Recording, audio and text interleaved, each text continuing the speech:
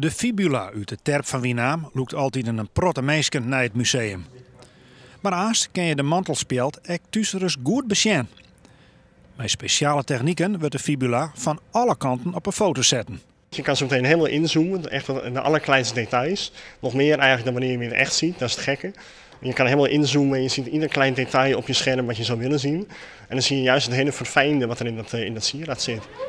Het digitaliseren bart in het ramp van collecties dichterbij. Het tiental musea's door hier om mij. Om haar collecties via internet beschikbaar te maken. Zo moeten de meest wichtige vondsten toegankelijker worden voor een breed publiek.